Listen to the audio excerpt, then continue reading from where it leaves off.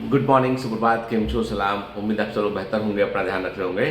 थोड़ा सा लेट हो गया आज क्योंकि रात को जो है देर तक हम लोग जो है बहुत दिनों के बाद है ना, मतलब कभी कभी ऐसा मूड बनता है कि देर तक कोई सीरीज देखी जाए, है ना, कोई मूवी देखी जाए। घर पे था बॉम्बे में, तो अभी दिन भर ऑफिस में था, लौट के आया बच्चों के साथ सब, तो हम लोगों ने कल देर तक थोड़ा सा जो है वो कोई नेटफ्लिक्स पे कोई सीरीज था उसको देख रहे थे। बिंज वॉचिंग की है। बिंज वॉचिंग का मतलब होता है बैक टू बैक एपिसोड्स को देखना, ठीक है। तो लेट हो गया, सो कि फिर लेट उठे थोड़ा सा, है ना, क्योंकि सैटरडे भी है आज। और फिर कल काफ़ी लोगों से मिलना भी हुआ ऑफिस में, और आज भी काफ़ी सारे जो है वो शेड्यूल है, मैं काफ़ी लोगों से जो है वो मिलना है मुझे। एक्चुअली मैंने एक बात गौर की है कि हम लोग सब लोग है ना, जैसे जैसे हमारी उम्र बढ़ती है और हमारे अनुभव बढ़ते हैं, वैसे वैसे हम सक्सेस को और फेलियर को लेकर हम बहुत ज़्यादा सेंसिटिव होने लगते हैं। मतलब हमको जब कभी जो है वो असफलता मिलती है या हमको कभी जो है वो मनचाहा हम नहीं मिल पाता है ना, तो हम बड़े जो है वो डिसअपॉइंटेड फील करते हैं। लेकिन जब कभी आप बच्चों को, छोटे बच्चों को आप मैदान में खेलते हुए देखना, 7 साल, 8 साल, 9 साल, 10 साल के जो बच्चे मैदान में खेल रहे होते हैं, अपने घर बाहर के प्लेग्राउंड में खेल रहे होते हैं या घर के अंदर भी खेल रहे होते हैं, तो आप देखना कि वो जीतते भी हैं, हारते भी हैं। जब हार जाते हैं ना, तो कुछ सेकंड के लिए, कुछ मिनटों के लिए वो उदास होते हैं, लेकिन अगले दिन या अगले घंटे फिर वो खेलने को तैयार रहते हैं। भले ही हारते रहेंगे, हारते रहेंगे, हारते रहेंगे, लेकिन वो खेलते रहेंगे और हर बार खेल में पूरा जोश लगा देंगे उठ के। हर समय उनको उम्मीद रहती है कि मैं अब अपने अपोनेंट को हरा दूंगा बैठ के, और बगैर डिसअपॉइंट हुए। मतलब उनके अंदर वो भावना कि हार को उतना गहराई से महसूस करना, वो भावना उनके अंदर नहीं होती। उनके अंदर सिर्फ एक भावना प्रबल होती है, वो होती है कि मैं जीत सकता हूँ। मतलब छोटे बच्चे जब खेलते हैं ना, तो उनके अंदर एक भावना बड़ी स्ट्रांग होती है कि मैं जीत सकता हूँ मैं, ठीक है।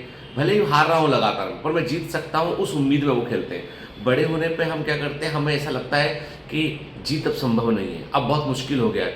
हम हार जाने के 50 कारण दिमाग में तैयार करते हैं, इन कारणों से मैं हार जाऊंगा और इस कारण से मुझे जीत नहीं मिलेगी, ठीक है। यही ये जो फर्क आता है ना, जो यही फर्क सारा कुछ अंतर कर देता है, ठीक है। जैसे यदि आप किसी भी बड़े फुटबॉलर को देखेंगे आप, या बड़े क्रिकेटर को देखेंगे, तो आप पाएंगे कि बचपन से, बहुत बचपन से उन्होंने खेलना शुरू कर दिया था, और वो खेलते रहे, हारते रहे, हारते रहे, खेलते रहे, खेलते रहे, खेलते रहे, और खेलते खेलते वो प्रो हो गए, एक्सपर्ट बन गए वो। अब उन्हें हरा पाना बहुत मुश्किल हो, चाहे वो विराट कोहली हो, चाहे रोहित शर्मा हो, चाहे वो अपना एम्बापे हो, या लियोनेल मेसी हो। मतलब एक जब आप बचपन से वो ट्यून्ड अप है ना, आपको लगता है कि हार और जीत तो वो एक सिक्के के दो पहलू हैं। मैं हार भी जाऊंगा, उस समय दुखी रहूंगा, अगली बार फिर मैं जीतने के लिए तैयार रहूंगा। तो बहुत सारे बच्चे जो कॉम्पिटिटिव एग्जाम की तैयारी कर रहे होते हैं ना, उनके साथ भी वही होता है कि जब आप मान लीजिए अपने एग्जाम दिया और अच्छा सब कुछ किया आपने, लेकिन वो किसी कारण से सिलेक्शन नहीं हुआ है, तो उसको उस क्षण को वहां पे कि भाई हो गया, अब 2024 का जो होना था हो गया है, अब 25 के लिए मैं क्या करूँ। हर बार खेल के मैदान में जैसे बच्चे उतर आते हैं ना, वैसे कंपटीशन के मैदान में फिर से उतर आइए। ये देख लीजिए, क्या आप उसको, जो देखो अब उसमें भी एक बड़ी इंपॉर्टेंट बात है कि कई बच्चे क्या करते हैं, वो सिर्फ जो है वो तैयारी करने की उनकी मंशा होती है स्ट्रांग, ठीक है। मंशा की मुझे तैयारी करना है, लेकिन उस लेवल का वो एफर्ट नहीं होता है, वो जान नहीं डाल देते हैं अपने। जब अपने लक्ष्य को पाने के लिए आप जान डाल देंगे ना, तो जिंदा हो जाएगा वो, ठीक है, जिंदा हो जाएगा और तुमको वो मिलेगा। मंजिलें भी जो है आदमी की तरफ आगे बढ़ती है, ये आदमी जो है वो पूरी शिद्दत से उनकी तरफ आगे बढ़े।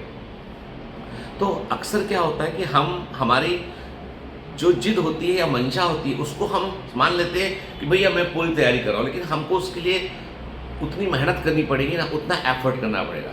तो अभी हम लोग जो है वो, बहुत सारे बच्चों का मेरे पास रिक्वेस्ट आया, तो अभी हम लोग जो है वो, जैसे काउंसलिंग नीट का पूरा हो जाएगा सितंबर में, जैसे अभी आपका अगस्त में काउंसलिंग का शुरू होगा, सितंबर मतलब सितंबर तब काउंसलिंग चल रहा है, तो अभी सितंबर में हम लोग जो है एक ऑफलाइन बैच लॉन्च करेंगे, और ये ऑफलाइन बैच बिल्कुल ही अलग होगा।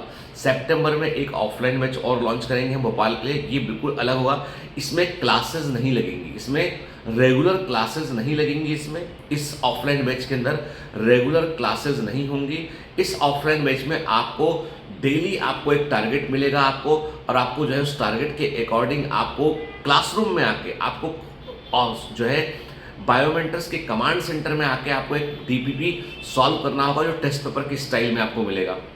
डीपीपी सॉल्व करना होगा जो टेस्ट पेपर के स्टाइल में आपको मिलेगा, वहां बैठ के काले गोले भर कर आपको उसको सॉल्व करना पड़ेगा।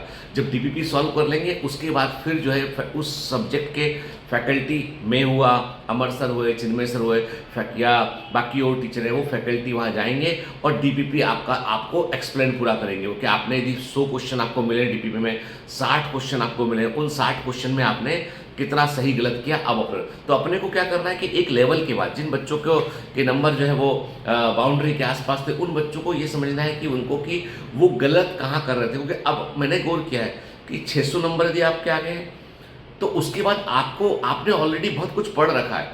अब आपका जो फर्क पड़ रहा है वो अप्रोच का, क्वेश्चन की अप्रोच का फर्क पड़ रहा है, वहां से आप 700 तक पहुंच सकते हैं। तो बायोमेंटर्स का एक बड़ा यूनिक बैच जो है उसके बारे में मोर डिटेल्स जल्दी बताए जाएंगे आपको। अभी फिलहाल में कॉन्सेप्ट है इसका, इसके रजिस्ट्रेशन जो है वो हम 1 या 2 वीक के अंदर हम इसका रजिस्ट्रेशन ओपन कर देंगे, क्योंकि इसमें बिल्कुल लिमिटेड सीट रखेंगे। क्योंकि इन बच्चों को हमें प्रैक्टिस करानी, रिगरस प्रैक्टिस। इन बच्चों को हमको जो है डेली बेसिस पे आपको एक चैप्टर एलोकेट होगा। मान लीजिए यूनिट्स एंड मेजरमेंट चैप्टर है आपका, या Newton's law of motion chapter है, चैप्टर एलोकेट हुआ, आपको पूरा जो है सेल्फ स्टडी पे पूरा फोकस करना है, पढ़ना है। और फिर आपको जो है वो आपको टाइम होगा भाई शाम को 4 बजे या 3 बजे, जो भी टाइम आपका होगा सेंटर पे आना है, डीपीपी सॉल्व करना है पूरा। उस डीपीपी सॉल्व करने के बाद उसको हम एक्सप्लेन भी करेंगे हम लोग, ठीक है। और आपके जो डाउट होंगे रियल टाइम क्वेश्चंस के भी, कुछ क्वेश्चन समझ में नहीं आए आपको, उसको दोबारा बताएंगे, ठीक है। अगले दिन फिर अगले चैप्टर की तैयारी आपको करके आना है। तो पूरा दिन पढ़ेंगे, शाम को जाके सेंटर पर जाके एग्जाम जैसा डीपीपी लगाएंगे, टीचर आपको एक्सप्लेन करेगा।